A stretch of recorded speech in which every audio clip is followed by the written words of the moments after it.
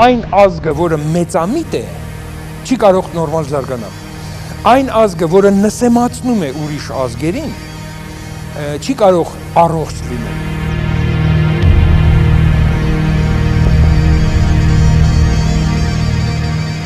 Մենք ճիշտ է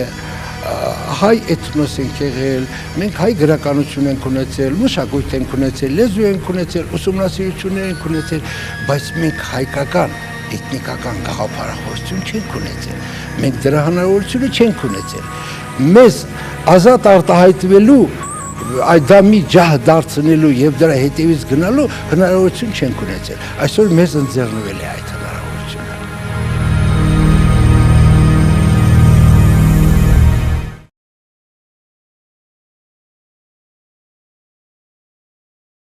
Մարդու երջանկությունը նրա հոգեբանության եւ կրքերի ճիշտ փոխհարաբերությունն է։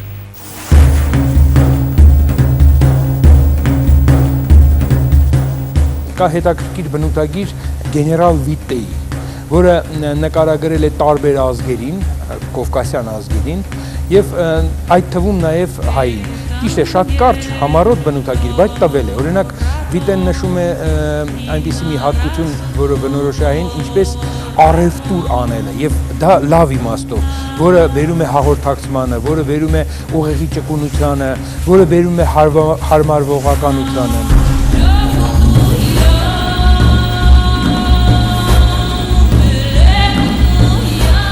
Էթնիկական հատկանիշները այսպես շերտով դրվում են մարդու հոգեկանում, նրա ենթագիտակցականում, գիտակցական ոլորտում եւ նրանք այնտեղ միշտ էլ կան։ Պայմանները կարող են մի փոքր դրանք խմբագրել, մի փոքր փոխել, բայց ցանկացած մարդ, ես համոզված եմ ասում, եւ որպես քրեա հոգեբան, համոզված եմ ասում, ամենից վերջին քրեածին հանցածին ուղղվածություն ունեցող մարդու մեջ էթնիկականը դրված է։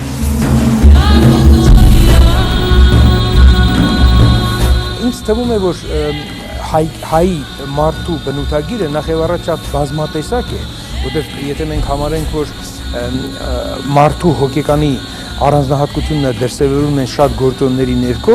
դա եւ բնությունն է, եւ սոցիալական, եւ տնտեսական պայմանները, եւ առանձնահատկությունները, եւ պատմական գործոնները։ Կարելի է ասել, որ հայերի մոտ, հիմա եթե մենք վերցնենք, այսպես ասած,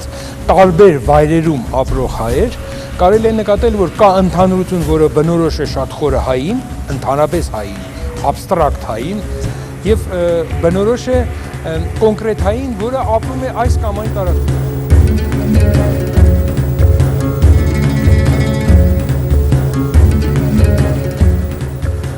Արժե իհարկե ազգային արժանապատվության գաղափարի վրա մի գրավելի կանգ առնել։ Դա հարաբերական հասկացություն է, դա հավաքական հասկացություն է։ Այսինքն այս արժանապատվության հասկացության մեջ խտացված են էթնիկական շատ արժանինքներ, շատ հատկանիշներ։ Օրինակ, եթե էթնիկական ավանդույթները, սովորույթները, ծեսերը, մեր բանահյուսությունը, ասենք էթնիկական ընտանեկան շատ լուրջ արժանինքներ, ասենք մեծին հարգելը,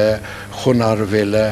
զավակապաշտությունը, ինչպես ասենք մեր էթնիկական ամենալուրջ հատկանիշներից մեկը։ Սրանք բոլորը, որ հավաքագրվում են, էթնոկիրը ձեռք է բերում էթնիկական արժանապատվություն։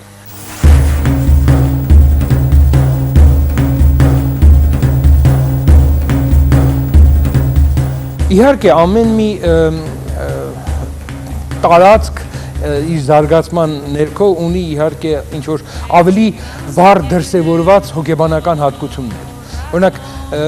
կարելի է նշել այնպիսի հատկություններ, ինչպիսին,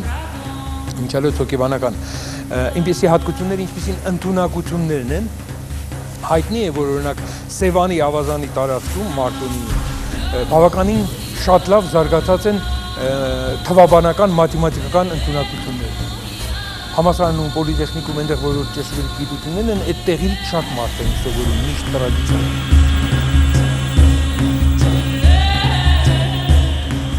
Գյումրիի համար շատ կարևոր էր այնպիսի մի կառավարիչ կյանքի, ինչպիսին է օրինակ ինքնա գնահատականը, արժանապատվությունը, թասիբը, որը բավականին լուրջ կառավարում էր ամբողջ համայնքը, այդ Գյումրիի տարածքի ապրելու համար։ Մարդիկ կարող էին զրկանքների գնալ ի հանուն իրենց պատվի։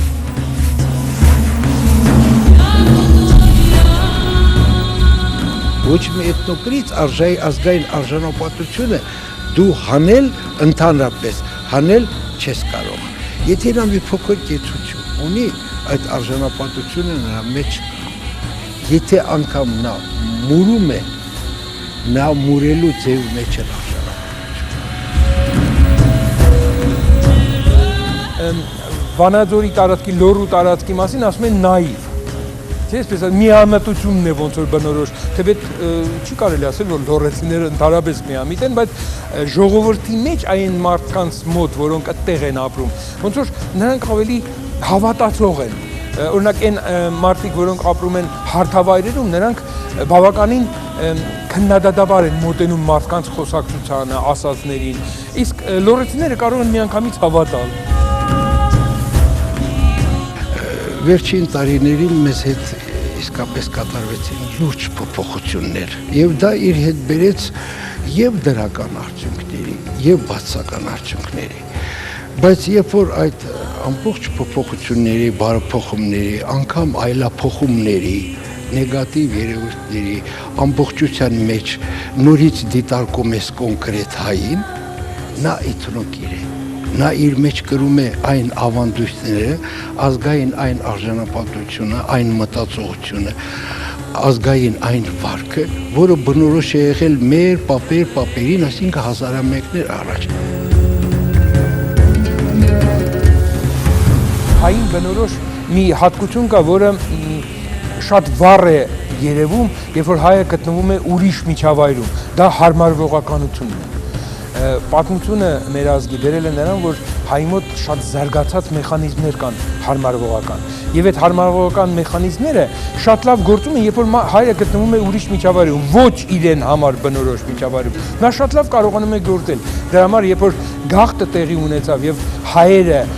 ցրվեցին ամբողջ աշխարհում, բոլոր տեղերում նրանք իրենց բավականին լավ են զգում։ Ավելի ճիշտ ասեմ, մենք մեզ լավ ենք զգում, որովհետեւ դա իրոք բոլոր հայերիս բնորոշ հատկություն է, հարմարվել է։